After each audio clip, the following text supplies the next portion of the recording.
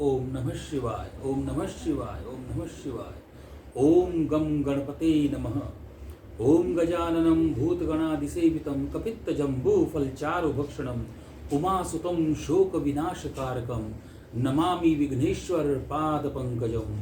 वर्णानां संघानां रसानां छन्दसामपि मंगलानां च कर्तारौ वन्दे वाणी विनायको। ओम श्री गम गणपते नमः। ओम कर्पूरगौरं करुणावतारं संसारसारं भुजगेन्द्रहारं सदा वसन्तं हृदयारविन्दे भवं भवानी सहितं नमामि। ओम सदाशिव को नमस्कार है। ओम नमः सांब सदाशिवाय। जो अम्बा विराजमान है वाम अंग, ऐसे सदाशिव को नमस्कार है, जिनके समक्ष गणपति महाराज, कार्तिकेय महाराज, नंदिकेश्वर महाराज जिस परिवार में विद्यमान हैं, ऐसे संपूर्ण परिवार को नमस्कार है। ओम। प्रिय साधकों, प्रिय श्रोताओं, हम शिव पुराण महात्म्य में विद्येश्वर संहिता का अध्ययन कर रहे थे, वाचन कर रहे थे। विद्येश्वर संहिता में हम आज एकादश भाव का सेवन करेंगे। एकादश भाव में शिवलिंग की स्थापना, शिवलिंग की स्थापना, उसके लक्षण और पूजन की विधि का वर्णन तथा शिव पद की प्राप्ति करने वाले सत्कर्मों का विवेचन। शुभम करोति शंकरः, सदा कल्याण करने वाला वही शंकर है, वही सदाशिव है। ऋषि उवाचः, ऋषियों ने पूछा, सूत जी, शिवलिंग की स्थापना कैसे करनी चाहिए, उसका लक्षण क्या है तथा उसकी पूजा कैसे करनी चाहिए, किस देश काल में करनी चाहिए, किस द्रव्य द्वारा उसका निर्माण होना चाहिए। सूत जी उवाचः, महर्षियों, मैं तुम लोगों के लिए इस विषय का वर्णन करता हूँ। ध्यान देकर सुनो और समझो। अनुकूल एवं शुभ समय में किसी पवित्र तीर्थ में, नदी आदि के तट पर अपनी रुचि के अनुसार ऐसी जगह शिवलिंग की स्थापना करनी चाहिए जहाँ नित्य पूजन हो सके। पार्थिव द्रव्य से, जलमय द्रव्य से अथवा तेजस पदार्थ से अपनी रुचि के अनुसार कल्पोक्त लक्षणों से युक्त शिवलिंग का निर्माण करके उसकी पूजा करने से उपासक को उस पूजन का पूरा पूरा फल प्राप्त होता है।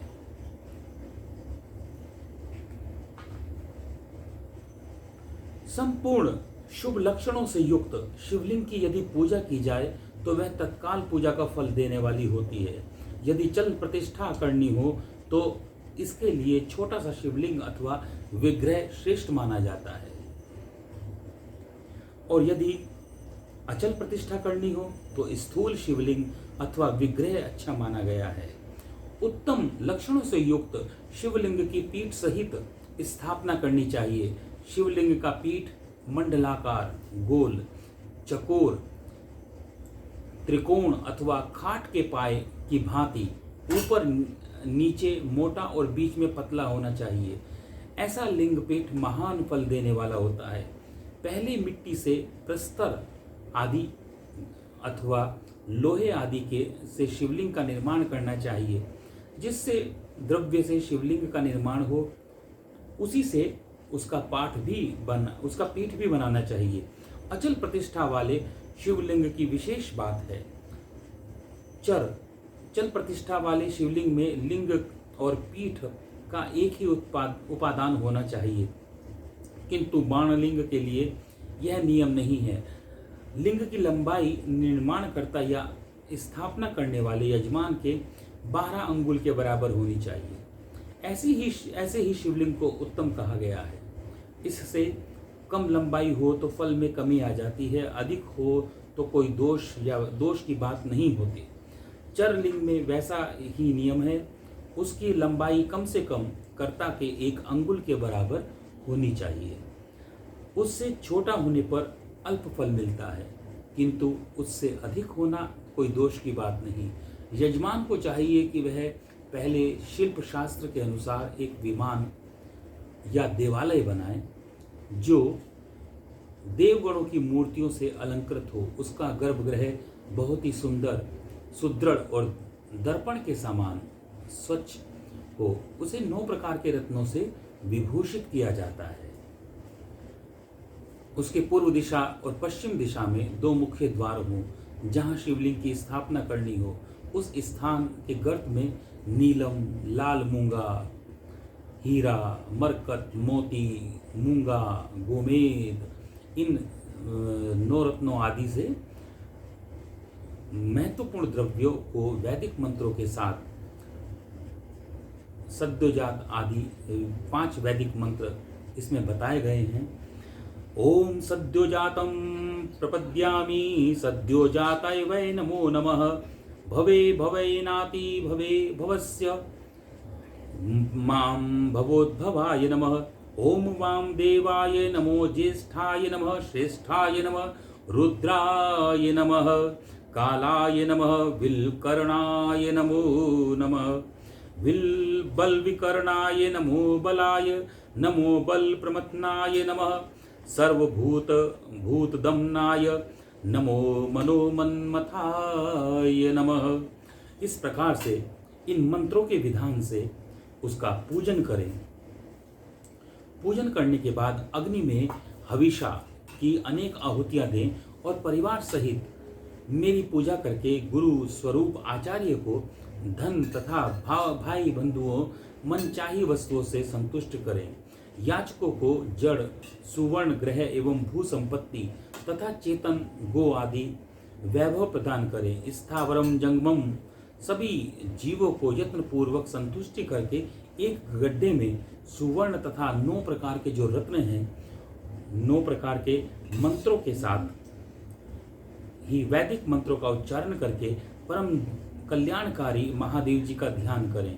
तत्पश्चात नाद घोष से युक्त महामंत्र ओमकार का उच्चारण करके उक्त गड्ढे में शिवलिंग की स्थापना करें। स्थापना करके उसे पीठ से संयुक्त कर दें। इस प्रकार पीठ युक्त लिंग की स्थापना करके वह नित्य लेप दीर्घ काल तक टिके रहने वाले मसाले से जोड़कर स्थिर करें। इसी प्रकार वहां परम सुंदर वेर मूर्ति को भी स्थापित करना चाहिए। सारांश यह है कि भूमि संस्कार आदि की सारी विधि जैसे लिंग प्रतिष्ठा के लिए की गई है वैसे ही मूर्तियों के लिए भी करें। अंतर इतना ही है कि लिंग प्रतिष्ठा के लिए प्रणव मंत्र के उच्चारण का विधान है, परंतु वेर यानी कि मूर्ति प्रतिष्ठा के लिए पंचाक्षर मंत्र से वह स्थापना करनी चाहिए। जहां लिंग की प्रतिष्ठा हुई है वहां भी उत्सव के लिए बाहर सवारी निकालने आदि के निमित्त वेर मूर्ति को रखना आवश्यक है। वेर को मूर्ति को बाहर से भी लिया जा सकता है, उसे गुरुजनों से ग्रहण किया जा सकता है। बाह्य वेर वही लेने योग्य है जो साधु पुरुषों द्वारा पूजित हो। इस प्रकार लिंग में वेर में भी की हुई महादेव जी की पूजा शिव पद प्रदान करने वाली होती है। स्थावरम और जंगमम के भेद से लिंग भी 2 प्रकार का कहा गया है। वक्ष लता आदि को स्थावरम लिंग कहते हैं और कृमि कीट आदि को जंगम लिंग। स्थावर लिंग की सींचने आदि के द्वारा सेवा की जानी चाहिए और जंगम लिंग को आहार एवं जलादि देकर तृप्त करना उचित है। उन स्थावरम जंगम जीवों को सुख पहुंचाने में अनुरक्त होना भगवान शिव का पूजन है, ऐसा विद्वान लोग मानते हैं। यूं तो चराचर जीवों को ही भगवान शंकर के प्रतीक मानकर उनका पूजन करना चाहिए। इस तरह महालिंग की स्थापना करके विधिवत उपचारों द्वारा उसका पूजन करें। अपनी शक्ति के अनुसार नित्य पूजा करनी चाहिए तथा देवालय के पास ध्वजारोहण करना चाहिए। शिवलिंग साक्षात्कार शिव का पद प्रदान करने वाला है। अथवा चरलिंग में षोडशोपचार द्वारा यथोचित रीति से क्रमशः पूजन करें। यह पूजन भी शिव पद प्राप्त करने वाला है। आह्वान, आसन, अर्घ्य, पाद्य, सेवन,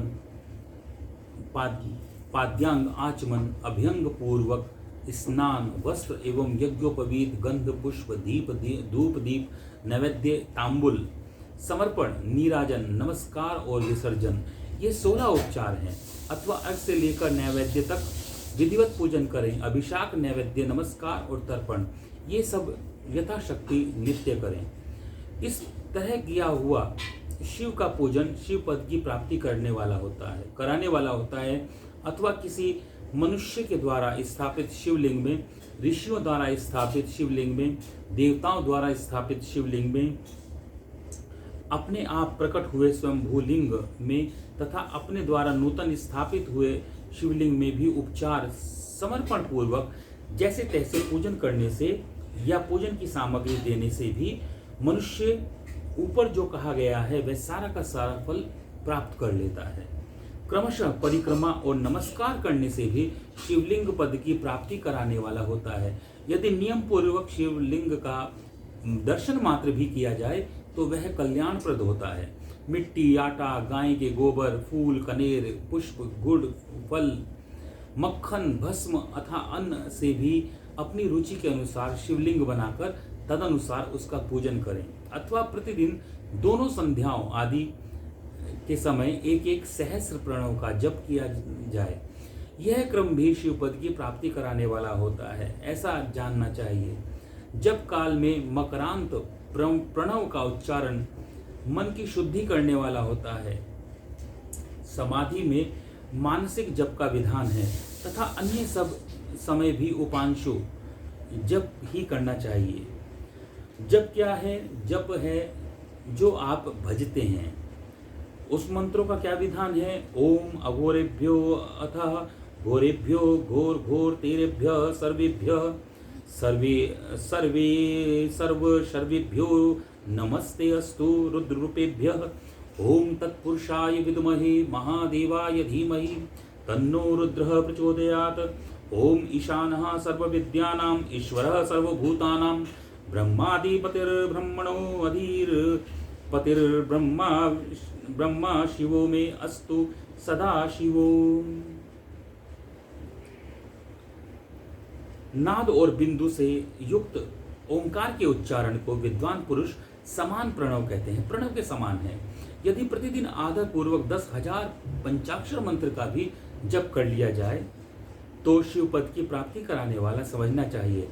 ब्राह्मणों के लिए आदि में प्रणव युक्त पंचाक्षर मंत्र सबसे अच्छा बताया है। पंचाक्षर मंत्र क्या है? ओम नमः शिवाय। जो ओम हम लगाते हैं, प्रणव यदि साथ में हो तो ब्राह्मणों के लिए वह सबसे उत्तम है। और नमः शिवाय सर्व जाति के लिए, सबके लिए, सर्व कल्याण के लिए। ओम नमः शिवाय जो पंचाक्षर मंत्र है उसमें माँ भी विराजमान है। ओम नमः शिवाय में पंचाक्षर मंत्र जो हम करते हैं वह सबसे सर्वोत्तम बताया गया है। कलश से किया हुआ स्नान, मंत्र की दीक्षा, मातृकाओं का न्यास, सत्य से पवित्र अंतःकरण करण वाला ब्राह्मण तथा ज्ञानी गुरु, इन सबको उत्तम श्रेष्ठ माना गया है। द्विजों के लिए नमः शिवाय का उच्चारण का विधान है। द्विजेत्तरों के लिए अंत में नमः पद के प्रयोग की विधि है, अर्थात वे शिवाय नमः इस मंत्र का उच्चारण करें। स्त्रियों के लिए भी कहीं कहीं विधि पूर्वक नमोअंत उच्चारण का ही विधान है, अर्थात वे भी शिवाय नमः का ही जप करें। कोई कोई ऋषि ब्राह्मण की स्त्री के लिए नमः पूर्वक शिवाय के जप की अनुमति देते हैं और कहीं पर अनुमति नहीं देते हैं। इसमें अर्थात वे नमः शिवाय का जप करें। पंचाक्षर मंत्र का 5 करोड़ जप करके मनुष्य भगवान सदाशिव के समान हो जाता है। 1, 2, 3 अथवा 4 करोड़ का जप करने से क्रमशः ब्रह्मा, विष्णु तथा रुद्र आदि का महेश्वर का पद प्राप्त हो जाता है। अथवा मंत्र में जितने अक्षर हैं उनका पृथक 1 लाख जप करें, अथवा समस्त अक्षरों का एक साथ ही जितने अक्षर हो उतने लाख मंत्र जप करें। इस मंत्र के इस तरह के जप को शिव पद की प्राप्ति कराने वाला समझना चाहिए। यदि 1000 दिनों में प्रतिदिन 1 सहस्र जप के क्रम से पंचाक्षर मंत्र का 10 लाख जप भी पूरा कर लिया जाए तो प्रतिदिन ब्राह्मण भोजन कराया जाए और उस मंत्र से अभिष्ट कार्य की सिद्धि होने लगती है। ब्राह्मणों को चाहिए कि वह प्रतिदिन प्रातःकाल 1008 बार गायत्री का जप करे।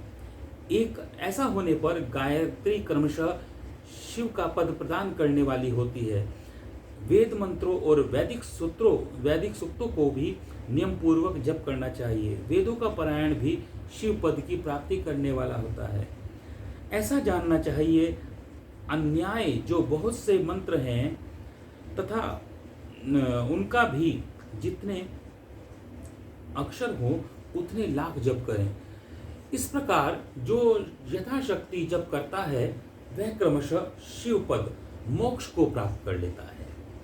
अपनी रुचि के अनुसार किसी एक मंत्र को अपनाकर मृत्यु पर्यंत प्रतिदिन उसका जप करना चाहिए, अथवा ओम इस मंत्र का प्रतिदिन 1 सहस्त्र जप करना चाहिए। ऐसा करने पर भगवान शिव की आज्ञा से संपूर्ण मनोरथों की प्राप्ति होती है, सिद्धि होती है। जो मनुष्य भगवान शिव के लिए फुलवाड़ी या बगीचे आदि लगाता है तथा शिव के सेवा कार्य के लिए मंदिर में झाड़ने बुहारने आदि की व्यवस्था करता है, वह इस पुण्य कर्म को करके शिव पद को प्राप्त कर लेता है। भगवान शिव के जो काशी आदि के क्षेत्र हैं उनमें भक्ति पूर्वक नित्य निवास करता है, वह जड़ चेतन सभी को भोग और मोक्ष देने वाला होता है। अतः विद्वान पुरुष को भगवान शिव के क्षेत्र में आमरण निवास करना चाहिए। पुण्य क्षेत्र में स्थित बावड़ी, कुआं और पोखरे आदि को शिव गंगा समझना चाहिए। भगवान शिव को का ऐसा ही वचन है, वहाँ स्नान दान और जप करके मनुष्य भगवान शिव को प्राप्त कर लेता है। अतः मृत्यु पर्यंत शिव के क्षेत्र का आश्रय लेकर रहना चाहिए। जो शिव क्षेत्र में अपने किसी मृत संबंधी दाह दशाह मासिक श्राद्ध सपिंडीकरण अथवा वार्षिक श्राद्ध करता है अथवा कभी भी शिव के क्षेत्र में अपने पितरों को पिंड देता है, तत्काल वह सब पापों से मुक्त हो जाता है और अंत में शिव पद पाता है। अथवा शिव के क्षेत्र में 7, 5, 3 या 1 ही रात यदि निवास कर ले, ऐसा करने में भी शिव पद की प्राप्ति होती है। लोक में अपने अपने वर्ण के अनुसार सदाचार का पालन करने से भी मनुष्य शिव पद को प्राप्त कर लेता है। वर्णानुकूल आचरण से, भक्ति भाव से वह अपने सत्कर्म का अतिशय फल पाता है। कामना पूर्वक किए हुए अपने कर्म के अभिष्ट फल को शीघ्र ही पा लेता है। निष्काम भाव से किया हुआ सारा कर्म साक्षात शिव पद की प्राप्ति कराने वाला होता है। दिन के 3 विभाग होते हैं, प्रातः, मध्याह्न और सायंकाल। इन तीनों में क्रमशः एक एक प्रकार के कर्म का संपादन किया जाता है। प्रातःकाल को शास्त्र विहिता नित्य कर्म के अनुष्ठान का समय जानना चाहिए। मध्याह्न काल को सकाम कर्मों के लिए उपयोगी है तथा सायंकाल शांति कर्म के लिए उपयुक्त है, ऐसा जानना चाहिए। इसी प्रकार रात्रि में भी समय का विभाजन किया गया है। रात्रि के 4 प्रहरों में से जो बीच के 2 प्रहर हैं उन्हें निशीथ काल कहा गया है। विशेषतया उसी काल में हुई भगवान शिव की पूजा अभिष्ट फल देने वाली होती है। ऐसा जानकर कर्म करने वाला मनुष्य यथोक्त फल का भागी होता है। विशेषतया कलयुग में धर्म से ही फल की सिद्धि होती है। अपने अपने अधिकार के अनुसार ऊपर कहे गए किसी भी कर्म के द्वारा शिव राधन करके पुरुष यदि सदाचारी है और पाप से डरता है तो वह उन कर्मों को पूरा फल अवश्य प्राप्त कर लेता है। ऋषियों ने कहा, सूत जी पुण्य क्षेत्र कौन कौन से हैं जिनका आश्रय लेकर सभी स्त्री पुरुष शिव पद को प्राप्त कर लें, हमें यह भी संक्षेप से बताएं। इति श्री रेवाखंडे संक्षिप्त शिव पुराण महात्म्य विद्येश्वर संहिता अध्याय 11वां अध्याय संपूर्ण। ओम नमः शिवाय, नमः शिवाय, नमः शिवाय। ओम। देखिए, सबसे बड़ी बात यह है जो मंत्रों का विधान, जो आपने मंत्रों का उल्लेख जाना कि मंत्र है क्या। मंत्र है जब आप मन से कोई भी जप करते हैं। जप भी कई प्रकार के होते हैं। जपा जो जप होता है उसे अजपा भी, अजपा एक उसका प्रकार है, जप भी उसका प्रकार है।